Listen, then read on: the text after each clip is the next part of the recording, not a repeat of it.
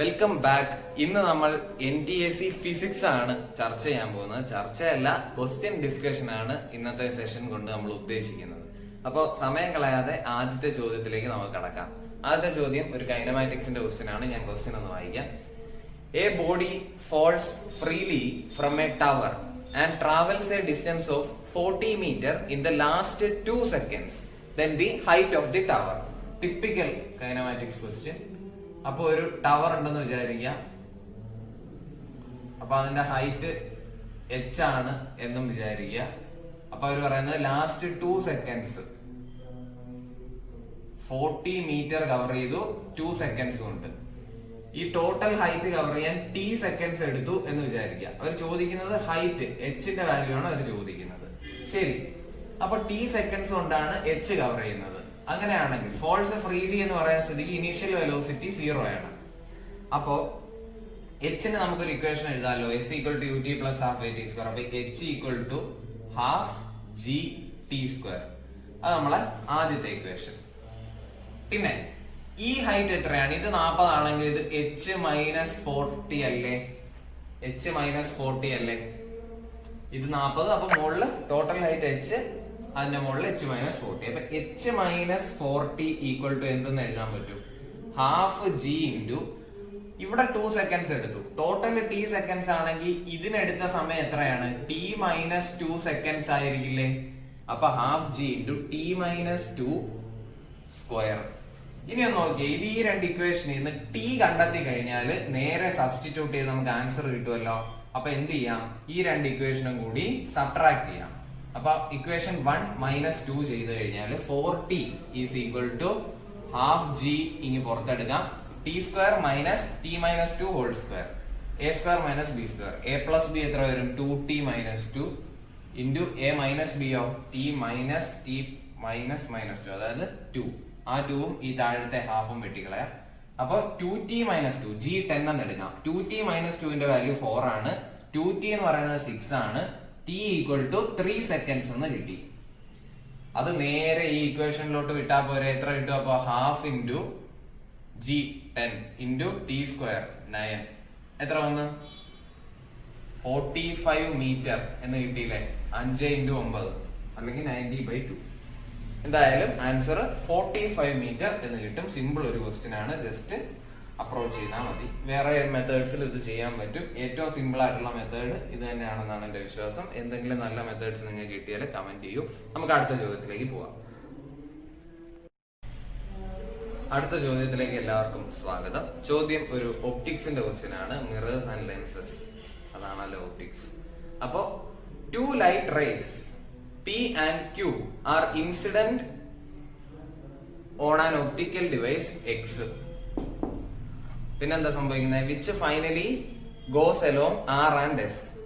Identify the device. അതായത് P and Q എന്ന് പറയുന്ന ലൈറ്റ് റേസ് ഈ X എന്ന് പറയുന്ന ഡിവൈസിൽ വന്ന് ഇൻസിഡന്റ് ആവും.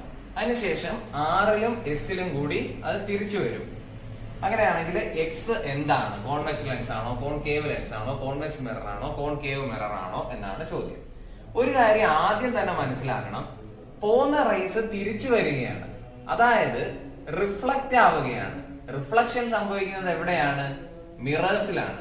അപ്പൊ ലെൻസ് അല്ല എന്ന് നമുക്ക് ആദ്യം തന്നെ മനസ്സിലാക്കാൻ സാധിക്കും. ഈ രണ്ട് ഓപ്ഷൻ പോട്ടെ. ഇനി ഈ റേസിന് എന്താണ് സംഭവിക്കുന്നത്? കൺവേർജ് ആവുകയാണോ ഡൈവേർജ് ആവുകയാണോ സംഭവിച്ചത്? നോക്കിക്കേ, പി ഇങ്ങനെ വന്നിട്ട് ആറും എസും വിഘടിച്ചു പോവുകയല്ലേ, അതായത് ഡൈവേർജ് ആയി പോവുകയല്ലേ. ഇവിടെ ഡൈവേർജിങ് മിറർ ഏതാണ്? ഡൈവേർജിങ് മിറർ കോൺവെക്സ് മിറർ ആണ്. കോൺകേവ് മിറർ കൺവേർജിങ് മിറർ ആണ്. അറിയാത്തവർ എഴുതി വെക്കുക, അറിയുന്നവർക്ക് ഓക്കെ. കോൺവെക്സ് മിറർ ആണ് ഡൈവേർജിങ്, കോൺകേവ് മിറർ കൺവേർജിങ്. നമ്മൾ ആദ്യം തന്നെ ലെൻസിനെ ഒഴിവാക്കി, കാരണം പോകുന്ന റേസ് തിരിച്ചു വരികയാണ് ചെയ്യുന്നത്. ഓക്കെ, അപ്പൊ അടുത്ത ചോദ്യത്തിലേക്ക് പോവാം. ഈ ചോദ്യം മനസ്സിലായെന്ന് വിശ്വസിക്കുന്നു. അപ്പൊ നമുക്ക് നമ്മുടെ മൂന്നാമത്തെ ചോദ്യത്തിലേക്ക് പോവാം. ചോദ്യം ഞാനൊന്ന് വായിക്കാം. A copper wire is stretched to decrease the radius by 0.1%. Calculate the percentage change in resistance. അതാണ് ചോദ്യം. സ്ഥിരം വരുന്ന ടൈപ്പാണ്. R equal to resistance equal to rho L by A ആണെന്ന് നമുക്കറിയാം. അപ്പൊ നമുക്ക് തന്നിരിക്കുന്ന ഇൻഫർമേഷൻ റേഡിയസിന് എന്ത് സംഭവിച്ചു? 0.1% ഡിക്രീസ് സംഭവിച്ചു. അങ്ങനെയാണെങ്കിൽ ഏരിയക്ക് എന്ത് സംഭവിക്കും? 0.2% ഡിക്രീസ് സംഭവിക്കും. എങ്ങനെയാണത്? ഞാൻ പറയാം. ഏരിയ ഈക്വൽ ടു എന്താണ്? പൈ ആർ സ്ക്വയർ ആണ്. അപ്പൊ initial area equal to pi into R initial square. Final area എന്ന് പറയുന്നത് പൈ ഇൻറ്റു ആർ ഫൈനലിന്റെ സ്ക്വയർ. അപ്പൊ ഇവിടെ ആർ ഫൈനൽ എന്ന് പറയുന്നത് 0.1% ഇൻക്രീസ്ഡ്, ആർ ഇനീഷ്യൽ 0.1% ഡിക്രീസ്ഡ്. അപ്പൊ എന്തായി?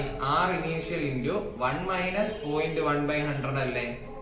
ഇതിന്റെ സ്ക്വയർ ഇവിടെ ഇടുക. അതായത് pi into R initial square into 1 minus 0.1/100 whole square.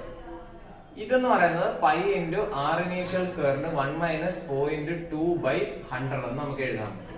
ഇങ്ങനെ എഴുതിയത് വേറൊന്നും കൊണ്ടല്ല, മാത്സിൽ ഒരു ഇമ്പോർട്ടന്റ് അപ്രോക്സിമേഷൻ ഉണ്ട്. 1 plus X whole raised to n equal to 1 plus nx, where X mod X less than 1. 1നേക്കാളും മോഡ് എക്സിന്റെ വാല്യൂ ചെറുതാണെങ്കിൽ ഇങ്ങനെ എഴുതാൻ പറ്റും. മോഡ് എക്സ് എന്ന് പറഞ്ഞാൽ ട്രൂ വാല്യൂ അല്ലെങ്കിൽ അബ്സൊല്യൂട്ട് വാല്യൂ. അതായത് ഇപ്പൊ -5ന്റെ മോഡ് എന്ന് പറഞ്ഞാൽ 5 ആണ്, 3ന്റെ മോഡ് എന്ന് പറഞ്ഞാൽ 3 ആണ്. പോസിറ്റീവ് വാല്യൂ, നെഗറ്റീവ് ആണെങ്കിൽ കൂടി പോസിറ്റീവ് ആക്കും എന്നേ ഉള്ളൂ. ശരി, അപ്പോ ഏരിയക്ക് എന്ത് സംഭവിച്ചു? 0.2% ഡിക്രീസ് അല്ല ഇവിടെ സംഭവിച്ചത്. A final equal to pi r1 square എന്ന് പറയുന്നത് എ ഇനീഷ്യൽ ആണ്. A initial into 1 minus 0.2/100. അതായത് ഏരിയക്ക് 0.2% ഡിക്രീസ് സംഭവിച്ചു. അങ്ങനെയാണെങ്കിൽ ലെങ്തിന് എന്ത് സംഭവിക്കണം? 0.2% ഇൻക്രീസ് സംഭവിക്കണ്ടേ? അത് ഓർത്തിരിക്കുക. ഏരിയയും ലെങ്ത് തമ്മിലുള്ള റിലേഷൻ അതാണ്. കാരണം വോളിയം കോൺസ്റ്റന്റ് ആണല്ലോ ആ മെറ്റീരിയലിന്റെ. വോളിയം എന്ന് പറയുന്നത് ഏരിയ ഇൻറ്റു ലെങ്ത്, അത് കോൺസ്റ്റന്റ് ആയിരിക്കണം. അതിനുവേണ്ടി ഏരിയ എത്രത്തോളം കുറയുന്നോ ലെങ്ത് അത്രത്തോളം കൂടുകയും, ഏരിയ കൂടുകയാണെങ്കിൽ ലെങ്ത് കുറയുകയും ചെയ്യും അല്ലെ? അതിപ്പോ നമുക്ക് അറിയാവുന്ന കേസാണ്. ഇപ്പൊ ഇങ്ങനെ ഒരു സംഗതി, ഒരു കണ്ടക്ടർ ഉണ്ടെന്ന് വിചാരിക്കുക, അതിന്റെ ഏരിയ നമ്മൾ കുറച്ചു. അതായത് ഇങ്ങനെ ഇവിടെ നിന്ന് ഇങ്ങനെ പ്രഷർ കൊടുത്തു കഴിഞ്ഞാൽ ഇതിന്റെ ലെങ്തിന് എന്ത് സംഭവിക്കും? ലെങ്ത് കൂടും. ഇനി ഏരിയ കൂടുകയാണ്, അതായത് ഇങ്ങനെ വലിക്കുകയാണെങ്കിൽ ലെങ്തിന് എന്ത് സംഭവിക്കും? ലെങ്ത് കുറയും. അത് ഇങ്ങനെയാവും അല്ലെ? ഇനി മറ്റേ കേസിൽ ഇങ്ങനെയാവും. അതാണ് കളി. അപ്പൊ അത് ഓർക്കുക. അപ്പൊ ഇപ്പൊ സംഗതി എളുപ്പമായില്ലേ? R equal to rho L by A. Resistance എന്ന് പറയുന്നത് അപ്പൊ നമുക്ക് ഓപ്ഷൻസിൽ നിന്ന് മനസ്സിലാവും, ലെങ്ത് കൂടുകയാണ് ചെയ്തത്, ഏരിയ കുറയുകയാണ് ചെയ്തത്. റെസിസ്റ്റൻസ് ഏരിയക്ക് ഇൻവേഴ്സ്ലി പ്രൊപ്പോർഷണലും ലെങ്തിന് പ്രൊപ്പോർഷണലുമാണ്. ഏരിയ 0.2% കുറഞ്ഞു, ലെങ്ത് 0.2% കൂടി. അങ്ങനെയാണെങ്കിൽ റെസിസ്റ്റൻസിന് എന്ത് സംഭവിക്കും? 0.4% കൂടും. ഇത്രയേ ഉള്ളൂ സംഗതി. ഓപ്ഷൻസിൽ നിന്ന് തന്നെ കണ്ടെത്താൻ പറ്റും. ആ ഡിക്രീസ് എന്നുള്ള ഓപ്ഷൻ അപ്പൊ തന്നെ നമുക്ക് ഒഴിവാക്കാം. പിന്നെ 0.2ഉം 0.4ഉം മാത്രമേ ഉള്ളൂ. 0.04. ഓക്കെ, അപ്പൊ അതങ്ങനെ സംഭവിക്കും. 0.04% കൂടും. അതാണ് സംഗതി. 0.2 ഇൻറ്റു 0.2 ആവും. ഇത് ഇൻവേഴ്സ് ആയതുകൊണ്ട് എന്ത് വരും? മോളിൽ വരുമ്പോൾ 0.2. അത് 0.2 ഇൻറ്റു 0.2, 0.04% ഇൻക്രീസ് സംഭവിക്കും. അങ്ങനെയാണ് ഇങ്ങനത്തെ ചോദ്യങ്ങൾ ചെയ്യുന്നത്. ഇതിനകത്ത് കൂടുതൽ അങ്ങനെ ആലോചനയ്ക്കൊന്നും പ്രാധാന്യമില്ല. ഈ ഒരു സംഗതി ഓർക്കുക എന്നുള്ളതേ ഉള്ളൂ. പിന്നെ കാൽക്കുലേഷൻ വൃത്തിയായിട്ട് ചെയ്യുക. തിയറിയാണ് ഇതിന്റെ ഒരു കോൺസെപ്റ്റ് അറിയുക, കൺസെപ്റ്റ് വൃത്തിയായിട്ട് അറിയുക. അപ്പൊ നമുക്ക് അടുത്ത ചോദ്യത്തിലേക്ക് പോവാം. അപ്പൊ നമ്മൾ ഇന്നത്തെ സെഷന്റെ ഫൈനൽ ക്വസ്റ്റ്യനിലേക്ക് എത്തിയിരിക്കുകയാണ്. ക്വസ്റ്റ്യൻ ഞാനൊന്ന് വായിക്കാം. Between two plane mirrors an object P is placed as shown in the figure. രണ്ട് പ്ലെയിൻ മിറേഴ്സ് M1 ഉണ്ട്, M2 ഉണ്ട്. P എന്ന് പറയുന്ന സംഗതി ഇതിന്റെ മിഡിലാണ്, മിഡിലല്ല, 5 centimetre from M2.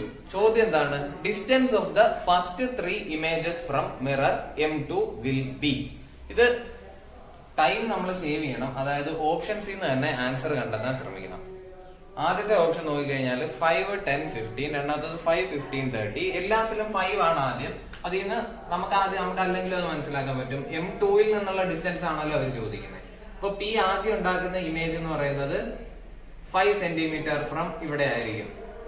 5 plain mirror ആവുമ്പോ സെയിം ലെങ്ത് ഫ്രം ദി ഇതായിരിക്കുമല്ലോ ഇമേജും ഒബ്ജക്റ്റും തമ്മിൽ മിററിൽ നിന്ന്.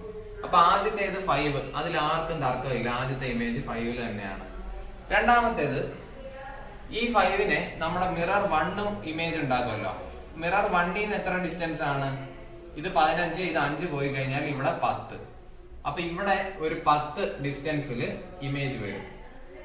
ഈ 10 ഇവിടെ 10 ഈ M2ൽ നിന്ന് എത്ര ഡിസ്റ്റൻസിലാണ്? 10 + 15 25ലായിരിക്കണം അടുത്തത് വരേണ്ടത്.